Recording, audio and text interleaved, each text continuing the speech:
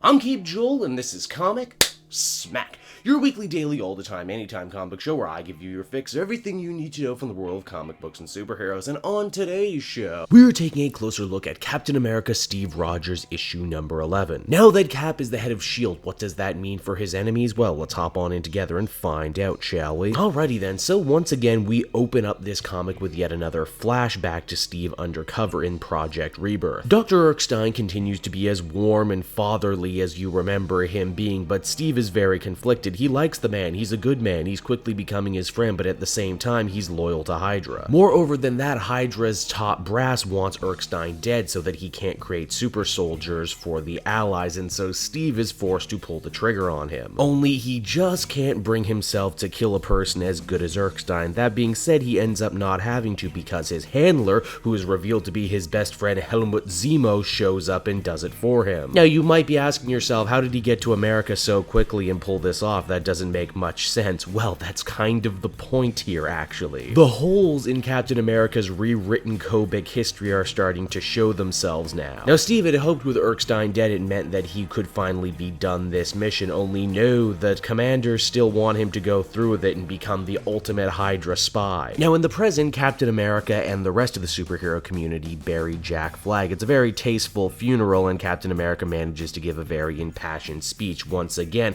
not betraying the fact that he's a Hydra agent to everyone else around him. They all think it's hunky-dory. Steve does, however, make a point of pulling aside Peter Quill, Star-Lord of the Guardians of the Galaxy. Steve is worried about what Captain Marvel might be doing right now with the ray shield technology she managed to obtain from the rogue Maria Hill. Star-Lord might be a rebel, but when Captain America comes a-calling, it's hard for him to not say no to try and help him, especially as he's still feeling kind of bad about hitting Captain America during the Second Civil War. Speaking of which, I find it really interesting that Captain Marvel was painted as such a villain in the Second Civil War, and yet right here, right now, she might be the only thing standing between Earth and the machinations of evil Hydra Captain America. As you might have guessed, all these lies and deceits and plots within plots are really beginning to take their toll on Steve. He might be a super soldier, but he's still just a regular guy at the end of the day, and he's really looking for people he can trust. Cap hopes one of the people he can have by his side is his dear old friend Helmut Zemo, even though even he admits a lot about Zemo's life isn't really matching up with his own personal memories. For one, Zemo's a lot older than Cap remembers him being, but he just chops that up to a lot of experimental surgeries and serums and everything.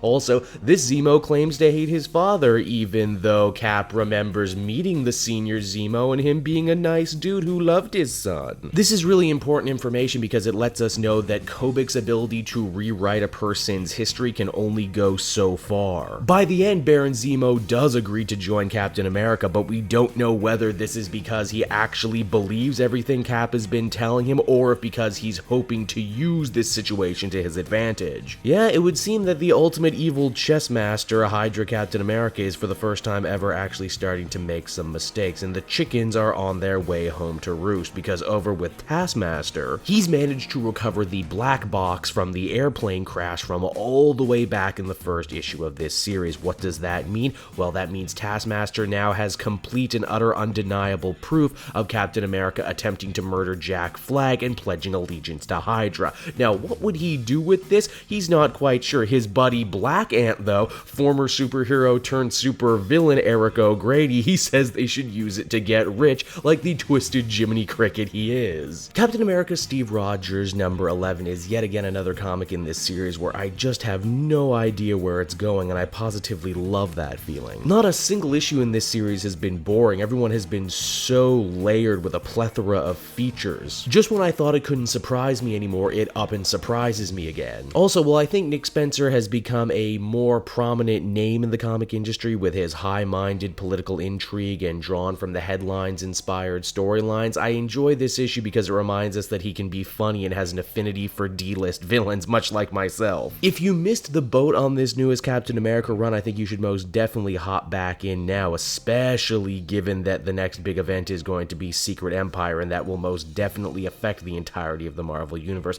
Overall, I would give this one another strong, consistent 8 out of 10. Hey everyone, thanks so much for watching my newest video. I hope you enjoyed it, and while you're here, why not check out another video I have on offer, or maybe if you're feeling in a supportive mood, you want to like or subscribe. And if you want to support the creation of more videos just like this one, then please by all means check out the Cape Joel Patreon. A little bit goes a very long way, and I will see you all next time.